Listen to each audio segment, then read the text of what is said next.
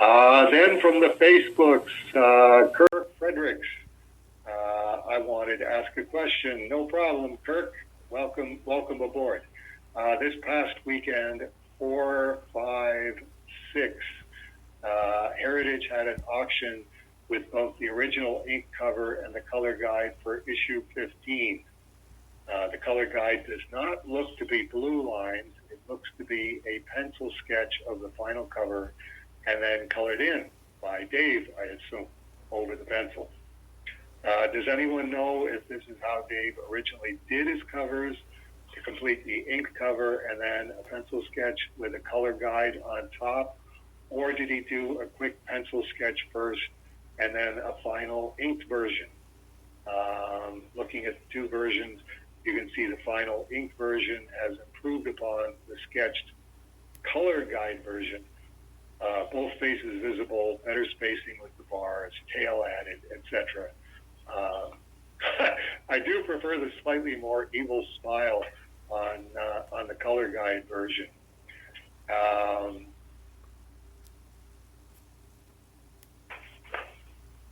Wait a second, and then it was Margaret that chimed in on. Why don't I have that? I'm missing 9, 10, and 11. But anyway, yes. Yeah, Margaret said, "I think you got yourself a question for Ron, and please hold for Dave Sim. Though he just did one, so it'll be next month at the best. I think the color one is a cover preliminary cover. I have one for issue 18. It is literally copies of the original art from the issue, just enlarged a bit and colored in and pasted onto some thin paper. Not tracing paper weight, almost like printing typing paper, but larger than letter size." And then Right. she's got the one for number 18. I'm surprised that there was a number 15. I know that 17 I did that. It was I wanted to design the cover and color the cover at the same time because I was still doing hand separations at the time. So I had to color it with markers and then go, okay, is that the color that I want the cover to be? It's pretty close. This could be changed. Like the Fluorock, you can see that I changed the size of the lettering so it was smaller and it's not hand lettered. It's an actual font. And I would basically look at it and go, okay, now this is what the cover looks like. I will draw it from this. The number 18 was different because it was just panel excerpts on the cover. And I will look at the colors and go and have my separations book open and go, okay, here's the flesh tone here that I've got done with markers. Do I want it darker or lighter? And what does that break down to? Where I'm going to have to do overlays for this. And if I do 10% magenta and 40% yellow, it's going to be slightly redder than the marker. But if I go this far on the other side, it's going to be too yellow. So it's all Goldilocks spot stuff. I'm curious. This is something that I wish could we get a team effort together on. Let's let Dave Sim know what his artwork is going for these days. How much did the number 15 cover go for? I knew the answer to that question at one point.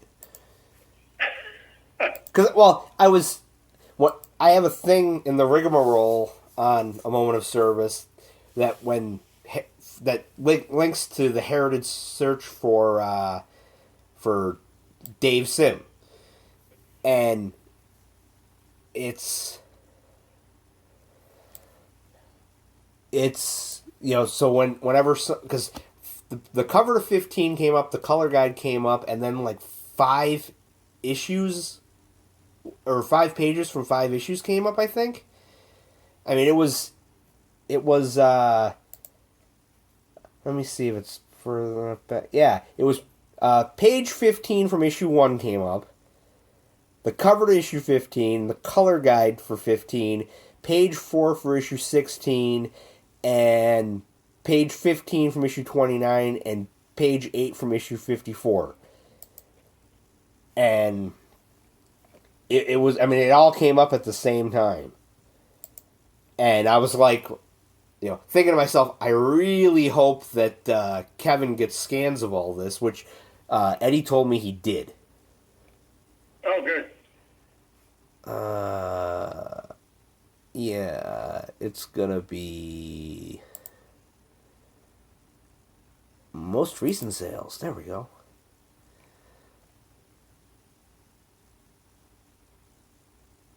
Let's see. The color guide. We could edit all of this out too. No, they love this stuff. Oh, they do. This is what let's people get listen to. Please hold for. You and I going. Wait, what? Yeah.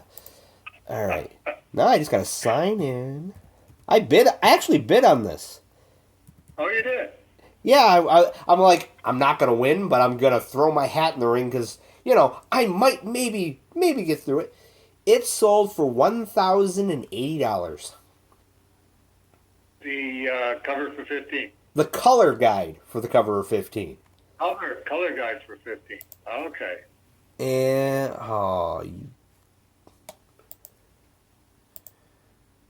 let's see. Now that I signed in, come on. The cover itself sold for what? It all went away. It was right there.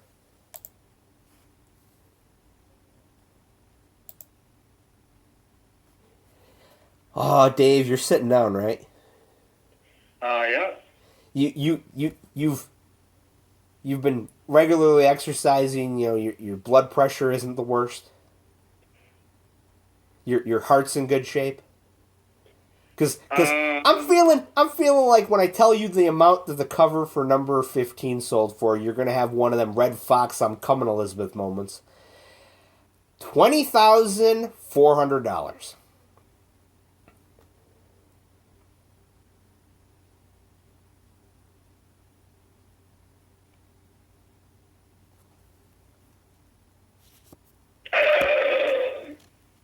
No, I'm just kidding.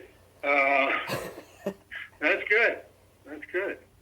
I mean, I'm assuming that you made $100 selling it.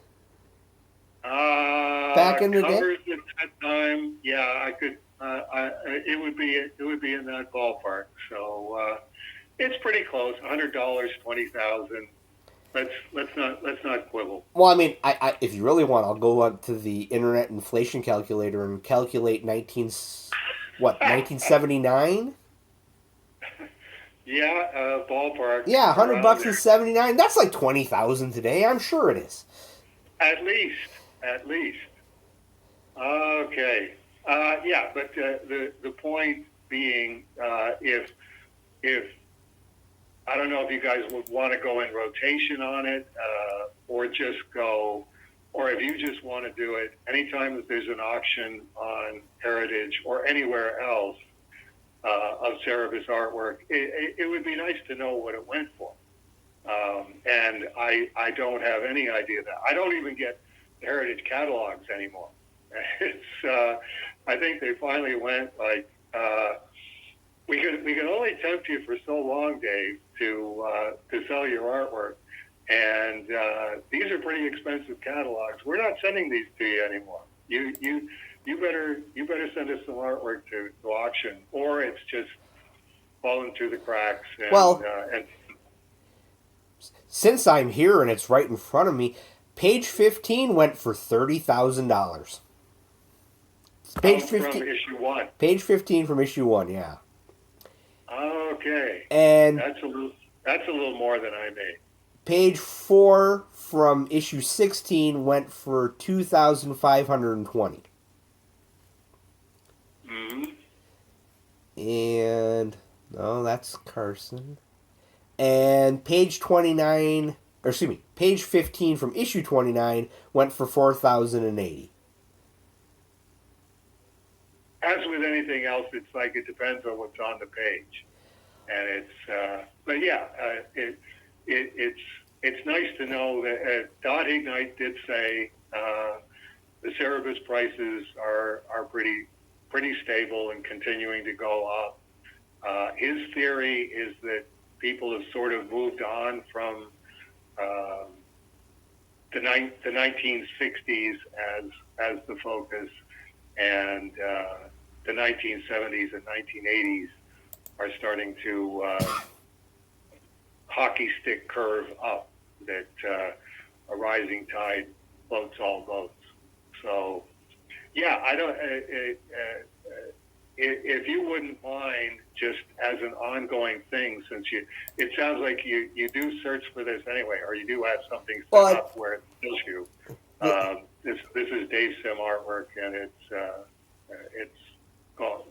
going for this much, or it went for this much. Well, and that's because for a while there you did have stuff on Heritage, is why I started adding it to the rigmarole of, hey, and it's basically, if I delete the link off of the rigmarole because there's nothing that's specifically from you, then I forget about it, and then I lose it, and then I gotta find it again, and and so that's why just every week I click the link of, this is what is Dave Sim related on Heritage, and sometimes it's just slabbed comics.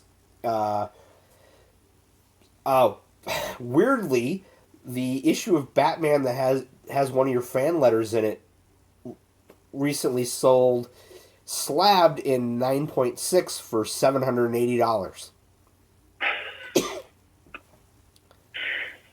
Those Dave Sim Batman letters, I tell you, those are hot right now, well, folks. That's it. In the item description, it says that you had a fan letter in that issue, and that's part of the reason why, it's part of the description, so it shows up as Dave Sim adjacent. And yeah, I'm laughing, but that is real fame in the comic book field. If comic books with your fan letters in them get even noted in auction, that means you've at least arrived at some sort of a plateau. It's not something that you could describe to any civilian. Hey, a comic book with a Batman comic book with my fan letter in it went for $780. And you're just looking at me going, who are you? Who are you? Why are you telling me? Somebody in the Cerebus Facebook group shared, might have been Oliver Simonson, and might have been James Windsor Smith. Or it was somebody else who I'm confusing. I'm not going to look for right now, but Paul Levitz on his Facebook thing shared that he was going through old issues, and he went through an issue of the Phantom Stranger and found that you had a fan letter printed in it type thing, and he had nice things to say about, it was just a short thing, but it's nice. It's always nice to see a familiar face type thing, and right. I saw it, immediately went, okay, it'll only take a minute, and I clicked on the reply to the thing and clicked on the little button that says post a picture, and then went in and found, because I have scans of a number of the fan letters. I don't think I have all of them, but I have at least 3 or 4 of them. And okay, here's the Phantom Stranger letter. And then I discovered that it's only half the letter. It's actually 2 different images, so I had to put the second half. And of course, everybody is going, oh, well, thanks type thing. And it's like, it's my job. I mean, that. As the editor, my work is done here. As the interim editor of A Moment in Service, when somebody goes, oh yeah, Dave's got a letter in a thing. Well, okay, I have a copy here. Now you can see it. Right. Have you got Iron Man number 37? I don't think I have an Iron Man. I think I have. Okay. I have Batman. I think I have the Phantom Stranger, and I think I have Superman. I always hoped that the Iron Man number 37 would never be seen because I compare Stan Lee's script favorably to Mark Twain. That there was a really funny line that Iron Man said, and that was worthy of Mark Twain, said Dave Sim of Kitchener, Ontario, at age whatever. So that's always the one that stuck in my head. All right.